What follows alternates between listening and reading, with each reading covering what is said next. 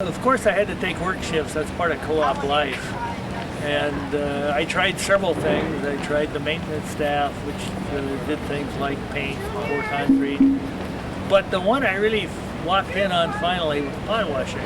I discovered that since this was very unpopular, I could choose my time of day, choose my day of the weeks, and really come up with something that fit my schedule.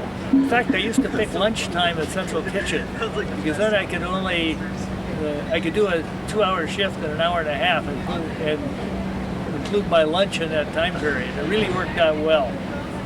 And it served me to this day. I'm still a good pot washer.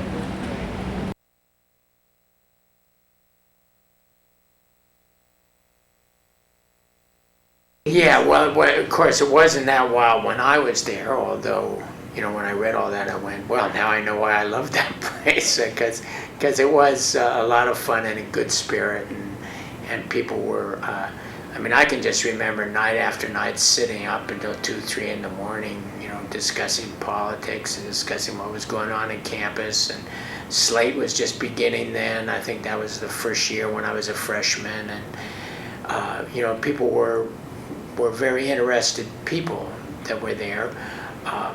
I thought it was a wonderful experience. And I must have eaten 100,000 peanut butter sandwiches. I still love peanut butter sandwiches.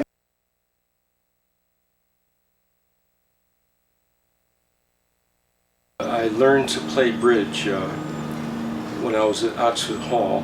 I fell in with a group of fanatic bridge players. And I remember that I would have to interrupt the bridge games in order to go to class. Otherwise, it was bridge, bridge, bridge all the time, so much so that when I went to sleep, I would see bridge hands, flashing across. And it was notable to me because I learned that in the year or two before I went to medical school.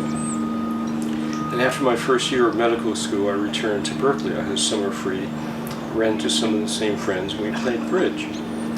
And I noticed that my memory had vastly improved. This bridge requires memory. Mm-hmm. And because of the first year of medical school, because of having to memorize so many things, I noticed that my bridge memory had improved. But the most important thing of that for me was to see that one can train memory. You can improve your memory, even though that wasn't what I was setting out to do. That's what happened because of what I had to do in medical school.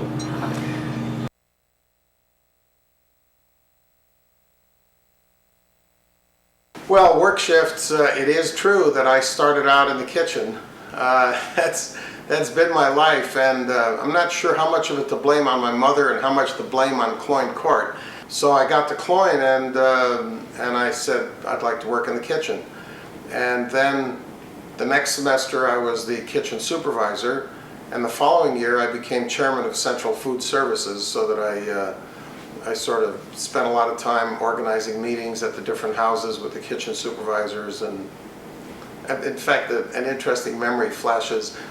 We used to use co-op coffee in those days at all the houses. And we got a lot of complaints, people saying how terrible the coffee was. So in those days, the very, very finest institutional coffee around Northern California was from Farmer's Brothers. So I got a 5-pound container of Farmer Brothers coffee, and I set up a meeting for all of the kitchen supervisors. But unbeknownst to them, I got there a little early and really properly cleaned out the coffee urns. They build up an oil residue inside, and they really get funky after a while. Well, I stripped them absolutely clean, and I brewed a pot of Farmer Brothers and a pot of Co-op side by side. And all but one kitchen supervisor in a blind tasting picked the Co-op coffee as being the better coffee. And they all went back to their homes and cleaned out their coffee urns, I can tell you. All I can say is, here's cheers to the 70th, and I'm looking to the 100th. Cheers.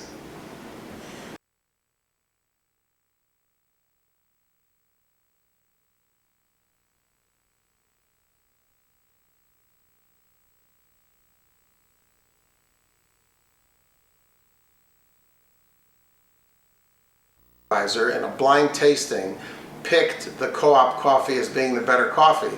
And they all went back to their homes and cleaned out their coffee urns, I can tell you.